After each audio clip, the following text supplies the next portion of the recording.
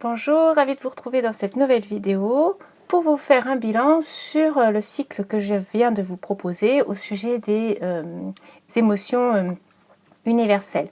Donc j'en ai retenu 6, celles qui sont le plus représentées. Et ce qui est intéressant, c'est que en les faisant une à une, je savais pas trop à l'avance ce que j'allais vous dire, et j'avais choisi donc de me peindre le visage aux couleurs de l'émotion dont j'allais parler. Et j'avoue que c'était un exercice en soi, parce que déjà moi je me maquille pas, donc ça faisait vraiment très bizarre d'avoir comme ça cette couleur sur tout le visage. Et puis je me suis rendu compte aussi que pour certaines couleurs c'était plus difficile que d'autres à porter. Et je me suis dit qu'au final, ça pouvait être quelque chose à refaire, soit en étant dans cette émotion-là, par exemple, si un jour je me sens en colère, et ben de me peindre le visage en rouge pour vraiment me sentir dans cette énergie-là et voir si ça change quelque chose. Quand je me sens peut-être dans une certaine angoisse, pareil, mettre du bleu, ou pour la tristesse, mettre du noir, ça je sais pas si ça aiderait beaucoup, ou justement tester d'autres couleurs quand on se sent dans un certain état d'esprit. Par exemple, justement la tristesse, peut-être mettre un petit peu de joie, ou se mettre du rouge pour avoir l'énergie de la colère et voir si ça change quelque chose dans la façon de se sentir. J'ai trouvé que vraiment rien que ça déjà c'était un petit challenge. Et puis après j'ai trouvé que l'ensemble était vraiment intéressant pour moi en tout cas à observer, de parler de la relation que j'avais avec chaque émotion.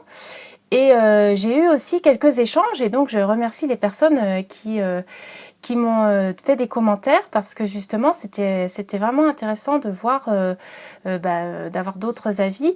Et j'ai pu noter, alors je sais pas si c'est parce que j'ai mis en lien la bande-annonce du dessin, enfin du film d'animation vice versa, que la vidéo sur la tristesse a fait plus de vues que toutes les autres. Alors je sais pas si c'est dû à ça, ou si c'est que le sujet lui-même a plus d'intérêt, ou en tout cas a plus de recherches sur internet. Je me suis pas expliqué en fait cette différence parmi les autres vidéos. Et puis ce que je trouve aussi, que je voulais vous dire par rapport à ce bilan, c'est que en fait je m'étais inscrite au cours de Fabrice Midal sur les émotions. Je me doutais que il m'aurait amené des façons de voir les choses et des points de vue tout à fait innovants et inattendus, comme c'est souvent le cas avec lui. Et en fait, ça a été le cas justement. Et je me suis rendu compte que c'est tombé, en fait, j'avais pas complètement fini de faire les vidéos, et j'avais du retard en vrai, hein, parce que comme je travaillais, j'avais pas forcément eu le temps de regarder les cours au fur et à mesure. Et donc je m'étais dit, tiens, c'est bien en fait, c'est intéressant d'avoir vu ces cours-là avant de faire cette conclusion que je suis en train de vous faire aujourd'hui, parce que je peux inclure des choses que ce cours m'a apporté. Et parmi ce que ça m'a apporté, il y a eu... Alors lui, là, il n'a pas du tout la même approche, c'est-à-dire qu'il n'a pas fait les 6 émotions universelles. D'ailleurs, bien sûr, c'est pas une notion qu'il va cautionner. Il a beaucoup plus de nuances, et donc il amène différents points de vue par rapport à ça. Donc ça aussi, j'ai trouvé ça intéressant.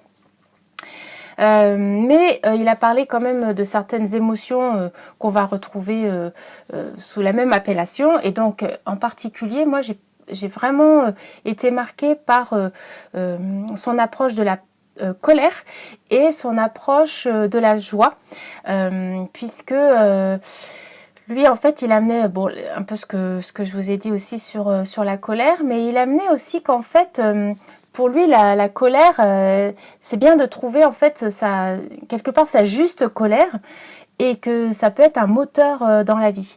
C'est-à-dire une colère juste, c'est une colère qui se révolte contre quelque chose qui nous semble aberrant ou injuste, ou qui fait que le monde semble pas tourner rond, et qui nous donne l'énergie pour agir afin d'améliorer cette situation.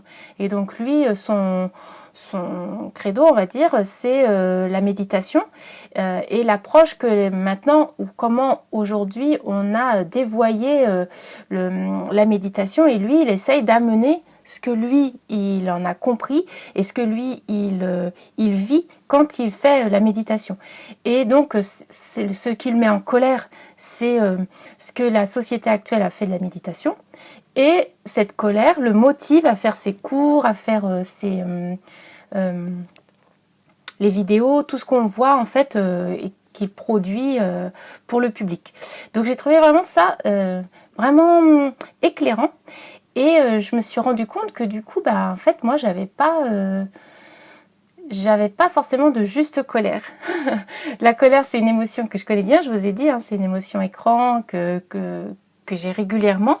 Mais au final, je me dis, tiens, qu'est-ce que ce serait, moi, en fait, le sujet ou la situation qui me susciterait en fait cette juste ou cette saine colère, et qui me donnerait cette énergie d'agir, et vraiment d'agir coûte que coûte quelque part, pas forcément comme un bulldozer, hein, mais plutôt dans le côté de tenir dans l'adversité, parce qu'on est convaincu de la légitimité de ce que l'on défend. Et je vous parle très souvent, comme vous le savez, de Frank Lovett. Quelque part, Frank Lovett, il a aussi une forme... Alors bien sûr, il ne me dirait peut-être pas des choses comme ça si je lui en parlais, mais il me semble pour moi que c'est aussi une sorte de colère qui le motive. Voilà le chat, le retour. Puisqu'en fait, il va... lui, ce qu'il met en colère, c'est l'idée de devoir réussir sa vie. Et tout ce que l'on fait dans la société aujourd'hui avec cette idée-là ou cette approche-là de devoir réussir sa vie, et à quel point on peut se faire du mal avec l'idée qu'il faille réussir sa vie. Donc quelque part, ce qu'il le fait lui aussi, c'est justement pour que les gens soient dans leur vie sans se mettre cette pression qu'il estime inutile. Voilà, donc ça, je voulais l'amener parce que je me dis, en fait, la colère est vraiment mal perçue dans la société, mais aussi finalement, elle est aussi mal comprise. Et une juste colère peut vraiment être un très bon moteur, tant qu'elle ne sert pas, par exemple, toutes les manifs dans la rue à hurler, ça ne sert à rien. Si c'est juste pour dénigrer ou pour juste signaler quelque chose, mais ne rien faire après. En fait, il faut que ce soit constructif après. En tout cas, moi, c'est ce que j'en ai compris. Donc, et ben voilà, je suis avec ça en me disant, finalement, qu'est-ce qui serait pour moi la juste colère qui pourrait me donner une motivation d'agir dans le monde pour améliorer quelque chose selon mon point de vue. Et puis l'autre approche, je vous ai dit, c'est par rapport à la joie, où ça je l'avais déjà entendu, mais du coup la façon dont lui l'a amené m'a éclairé, surtout avec l'autre point de vue, et donc de se dire que la joie en fait confirme que l'on est vraiment sur son droit chemin, en fait, qu'on est vraiment dans la justesse de ce pourquoi on est fait. Et que si on fait des choses à contre-cœur ou si on n'éprouve plus de joie dans ce que l'on fait, eh bien c'est signe qu'on est en train de rater quelque chose. Et c'est pas forcément l'exaltation ou la jubilation, c'est vraiment juste de sentir qu'on est bien là où on est et que ce que l'on fait nous nourrit, et que ça amène une joie en soi, et que donc on n'a pas d'attente particulière extérieure, puisque c'est déjà nourrissant du fait de cette joie. Et en fait, ces deux approches-là, pour moi, c'est un peu comme un GPS, vous voyez, comme si ça donnait des coordonnées avec une latitude et une longitude, ou comme si ça donnait un cap, une boussole, en ayant l'idée que pour trouver un sens ou pour se motiver dans la vie, en quelque sorte, on peut avoir ces deux repères-là. Ça veut dire sentir s'il y a quelque chose qui, dans la façon, dans le monde, dans les choses qui nous entourent, nous met en colère, mais de façon à avoir un carburant pour agir, pour faire quelque chose dans la vie, pour prendre sa place de façon juste. Et quand on le fait, de voir si cela nourrit la joie en soi, si on garde une joie sereine. Et dans ces cas-là, on a une sorte de confirmation que ce que l'on fait est juste. En cela, quelque part, le fait de faire la chaîne YouTube, par exemple, ben moi, c'est vraiment, quelque part, c'est quasi gratuit. Ça veut dire, je dis quasi parce que je ne sais pas toutes mes motivations, mais en fait, je m'amuse beaucoup, je parle de choses qui sont importantes pour moi, mais en même temps, je me mets des petits défis et c'est vrai que ça me met en joie. C'est quelque chose qui me tient.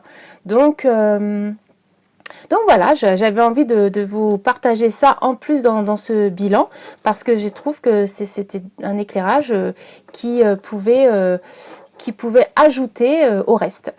Donc voilà pour ce qui est de ce cycle des émotions.